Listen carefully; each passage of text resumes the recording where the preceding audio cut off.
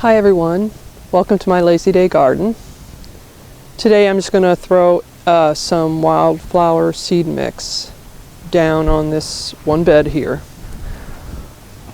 I talked about it earlier when I was putting the other flowers in up front there. And this is a mix of different native plants. Some I have already and some I'm really excited about getting. So this is going to be kind of like a nursery area for me because it's going to be a mix of tall plants and short ones. And this is an inexpensive way of for me to pick up some more native flowers. But I'm just going to sprinkle these on here, and next year when they come up and I find out what they are, I can move maybe the shorter ones to a different area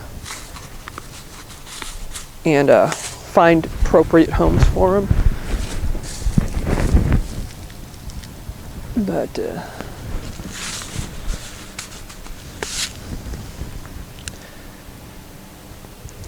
I bought most of the native plants I have here. I bought through a Missouri nursery, and it can really get expensive. And I have spent hundreds of dollars putting this area in. So it's kind of nice that I can get these plants and just grow them myself.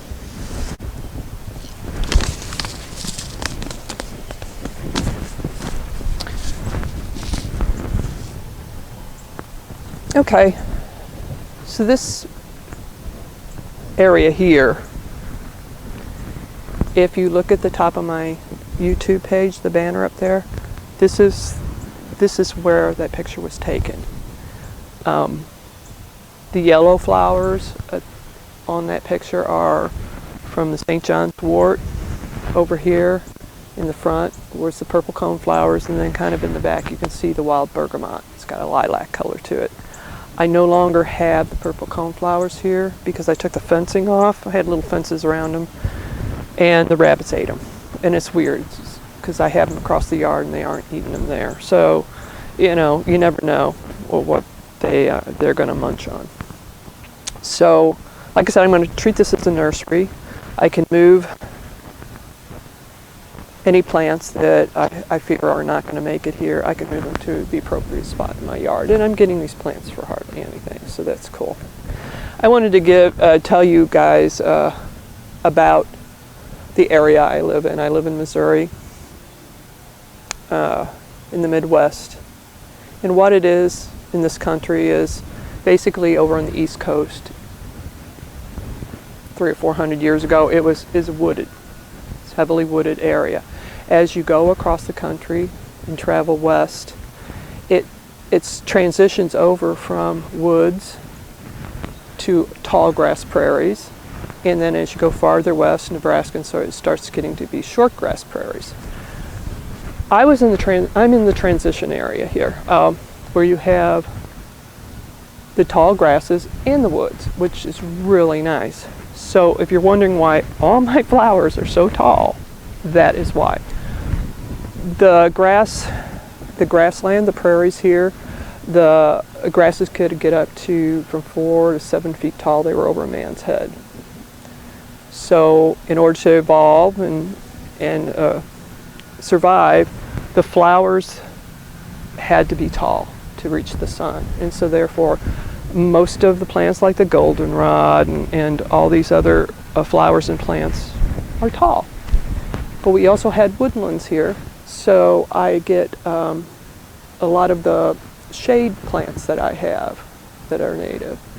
And they grew in the wooded area, and it's kind of nice to have both in this area where I could have both kind of flowers. So it's just a little nerd thing I have here.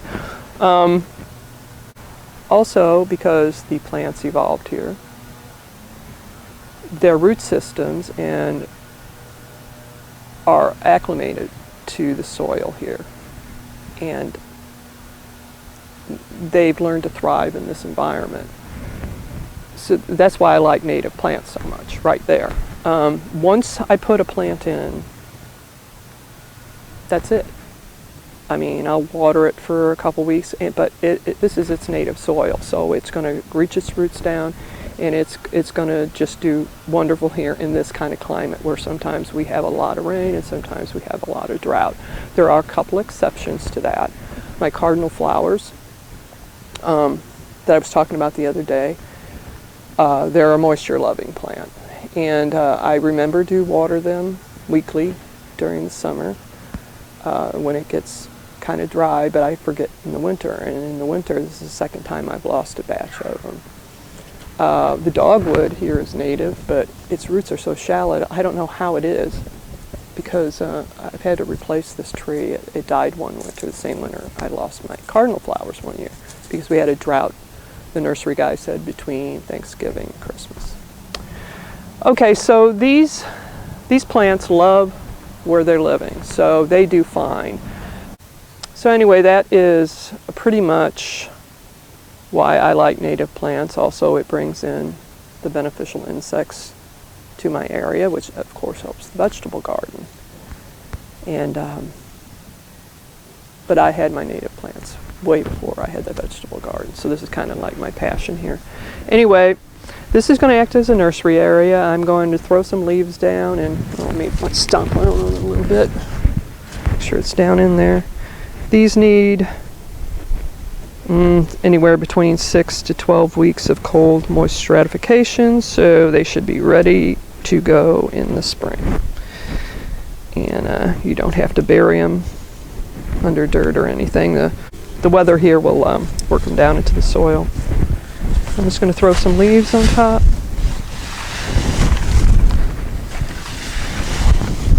And that's it. And it'll be exciting to see what we get next year from this.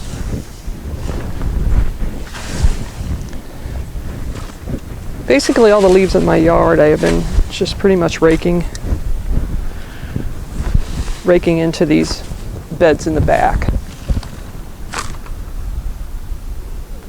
The best soil in my yard is in these beds, believe me, because out where the lawn was, this stuff is as hard as a rock. This stuff is really easy to dig in. It's really nice because it's had all these leaves and stuff fallen for the last, I think I started it about 9 years ago, this area here, when I moved into the house.